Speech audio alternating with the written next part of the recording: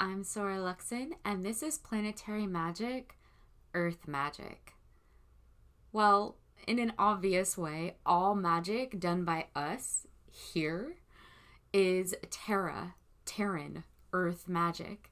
Because within the vessels we use here, however you choose to think of or define that for yourself, we are of these elements and very much connected to the material plane and this specific planetary body during our human lifetimes. So in that way, absolutely all magics done while in a living, breathing, earth-tethered form are going to be influenced by the earth, by its temporal effects, the material plane itself. We're tethered to that initial influence and very much under the ruling forces of the terrestrial, of the earthly. But there are exceptions. Not all magics are done in an earthly body. For instance, astral travel depends on the acknowledgement and creation of an earth tether or anchor, if you will, so that the subject doesn't go spinning off without a means of return. By logical reasoning, then, it's simple enough to understand that magical workings done in the astral actually are freed of or alleviated from these terrestrial influences, which is good to know much later in the craft when you're more advanced and doing other sorts of things. But overall, the majority of energies employed in the great labor, especially for the first few years at the very least, are entirely tied to and cannot escape the jurisdiction of the earth. Publicly popular practices of Wicca from a few different traditional backgrounds actually contain a great deal of the ancient mystery earth magic teachings, and in a way that's very approachable. So I'm going to start there, but that doesn't mean that other backgrounds available to learn from when you begin aren't just as good or perhaps better, depending on who you are and what your inclination is. My initial earth training began in the ancient practice of Zen sand mandala perception, before I ever began a formalized Hermetic Enochian initiatory system. So my earth energy acquisition began there, balancing within that. So whatever background you're coming from or choosing to come from, there is going to be, definitely early on, the same types of symbolic lessons and earthly powers acknowledgement type training. I just happen to be using Wicca first for that reference point in this little video. The earth power in Hermetic occultic practices and the planet scientifically is described by this beautifully elegant sign of a perfect circle internally bisected by a quaternity cross, the Terran cross. Right there is an enormous amount of magic for you to work with. If you take the time to tap into it for yourself, I'm not going to steal the mystery from you by explaining what I mean there. Just nudge, maybe subtly hint you towards pursuing those messages, those very hidden, whispered secrets of that symbol for yourself if you want to. And Wicca, based upon the ancient signs and principles of the earlier mystery schools, also shows how that incredibly sacred symbol is used. But you also have the symbols of the pentacle. This is attributed to the earth, the pentacle. You see this in all of the material coins of temporal manifestation energies within the tarot, along with the lesser known clay and earth pentacles used in high ceremonial ritual magics to hold authority over earthly forces. This is very useful if earth elementals or knowns are making themselves known to you or on occasion making trouble. Gnomes can do that. Also, the only sign other than the sacred word of life, right? The pentacle is the only other sign that a golem will bother to pay the least bit of attention to. But chances are you aren't going to come across one of those in your lifetime if you're lucky. The quarter or watchtower of Earth is the north.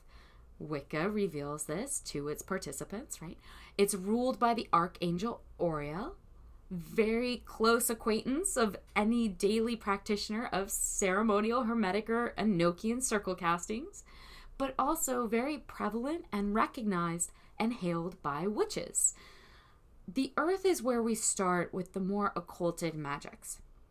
That's where we always begin. It's where we approach and then perhaps even descend and crawl into this first force, this first system of self-comprehension.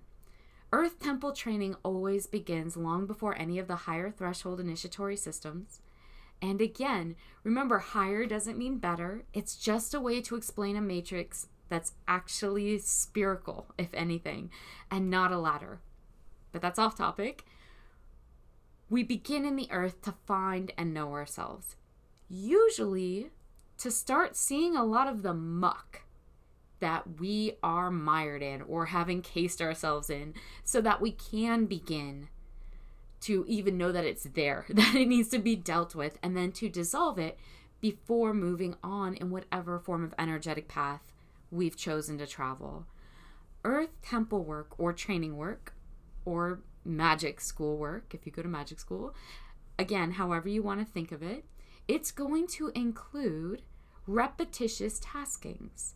So if you're looking to begin balancing your own earth forces, you need to start doing a lot of chores, as odd as that may sound. It's a Zen meditative technique. Anything material, time-based, sweeping the same series of steps in your front yard every day, maybe for 15 minutes. That sort of time-based work, labors that challenge our egos to dissolve in the face of how long they take. To begin a basis of genuine humility internally that's accepting of its role and space. Because when we do these boring or repetitious things, the ego will often confront us with, I don't want to be doing this. And we get this reactionary, and we sense then that aggression in ourselves or irritation.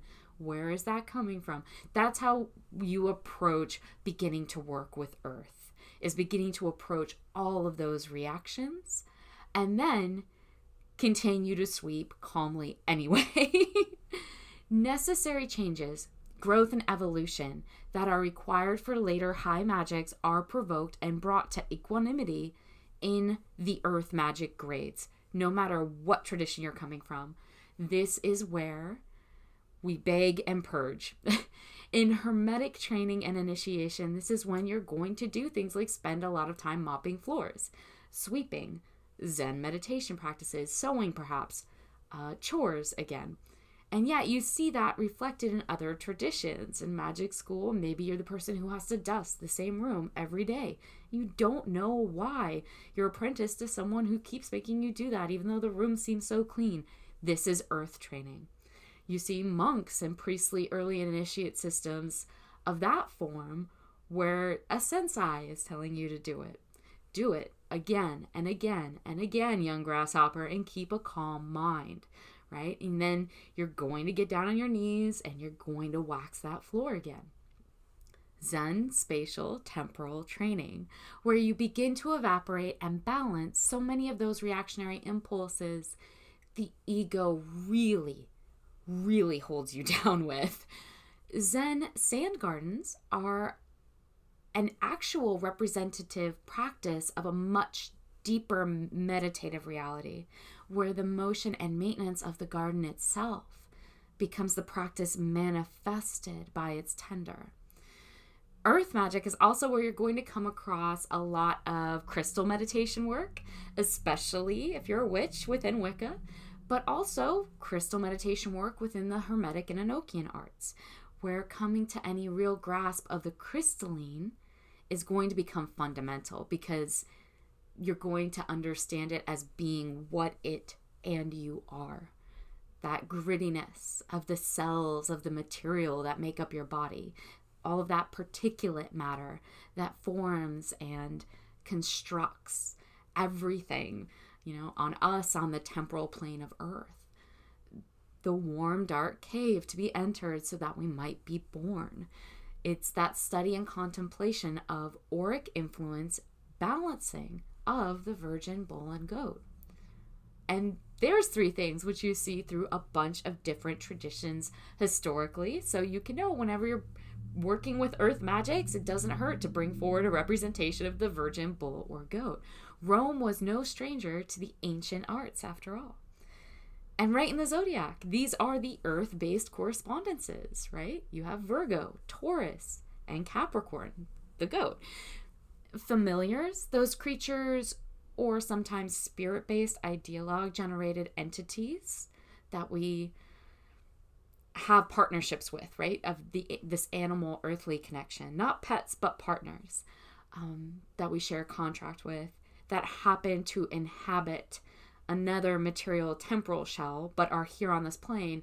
Those are of and beholden to the earth and earth magics when they're animalistic.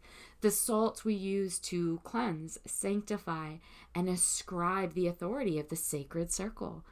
That's salt. That's crystalline within us, within all rocks, stones, sand, gems, that structure.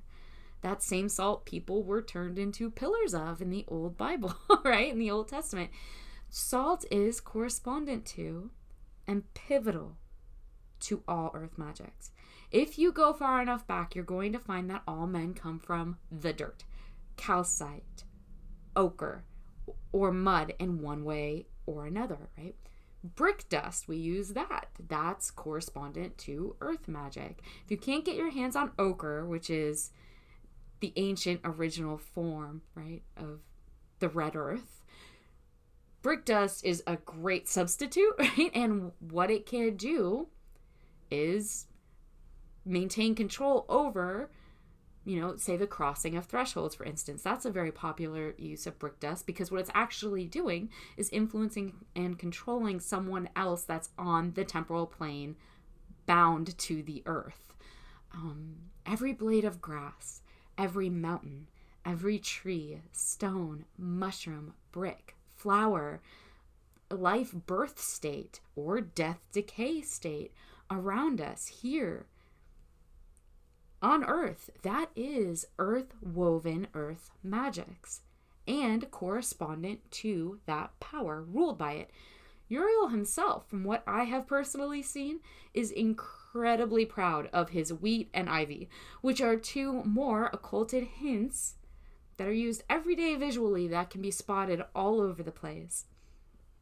But they hold far deeper resonance for those of us who know what those symbols are talking to, what they are actively invoking and bringing forward. Fertility, temporal powers chained to the material wealth, abundance, fruitfulness, erosion, transformation, all earth magic. The self-described dominant intelligence render through time as a school calls itself unabashedly the Ivy League. That regal, branching, overgrowing with potential and vitality to spread further plant, right? Ivy. What druid, dryad, Bacchus isn't wrapped in a little bit of that stuff? The red mineral pentacle and terrestrial tea of the Texaco oil logo, right? Because, if you're all about oil that you're pulling out of the ground, out of the earth, your sigil is going to be an invocation and an offering to earth ruling forces. The red cross of earthly temporal healing. That uses an even more direct form of the Terran seal. And it's in blood red. The Acorn stock market app that my friend's cell phone has, right?